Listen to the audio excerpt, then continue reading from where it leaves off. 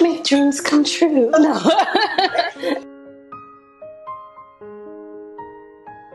All right, so every day somebody asks me, Delisa Rose, what is it that I need to do to qualify for a mortgage? So it was suggested that I film this so that I could just press play and replay to answer this question about what it is that you need to qualify for a mortgage. And there is no one answer for that because everybody is different. If you are buying a home that is under approximately $400,000, that's one type of loan. If you're buying a home that's over, it could be a jumbo loan.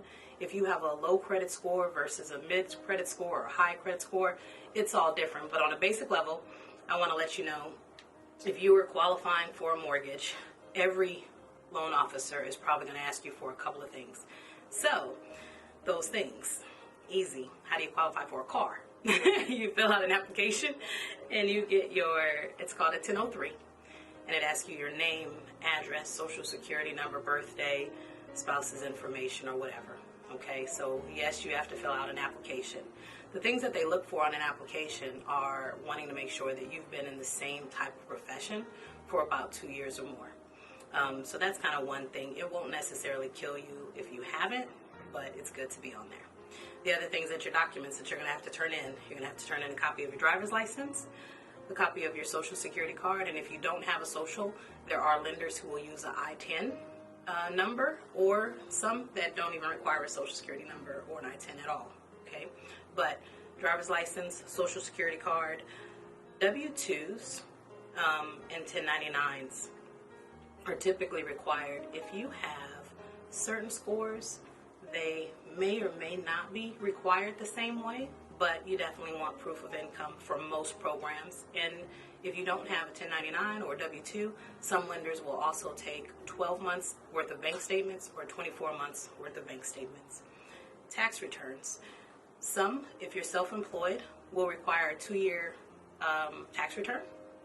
And if your credit score is higher and you're going for a different type of program, you may not even need that tax return. But for the ones that require a tax return, if you're self-employed, a lender is going to take the combination, the average of those 2 years. So if you made $100,000 in 1 year and $60,000 in another year, then that income is $160,000 divided by the 2, which equals what, $80,000 a year? And that's how they basically decide. But they don't take your gross number, they take your net number.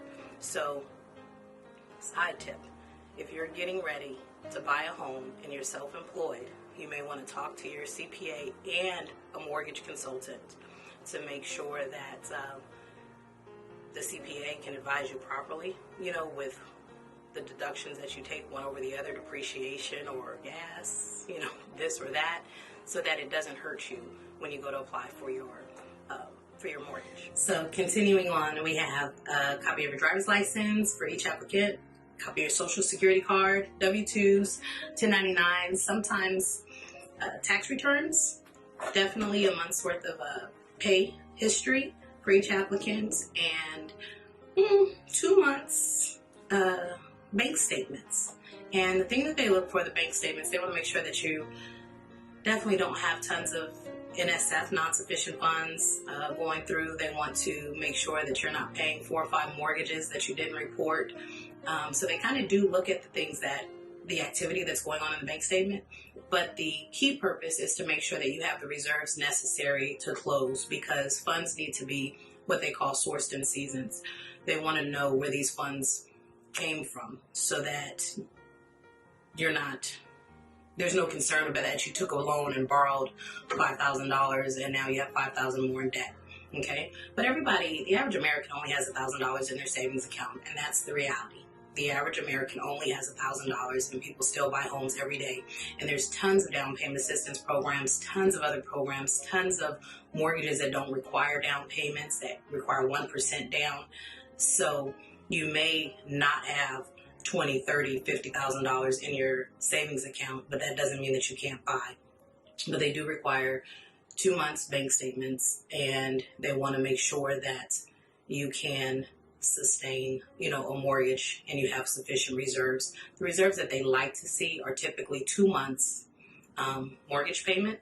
So once you close, they know that for the first 2 months you're good to go. or savings that you can pay your closing cost.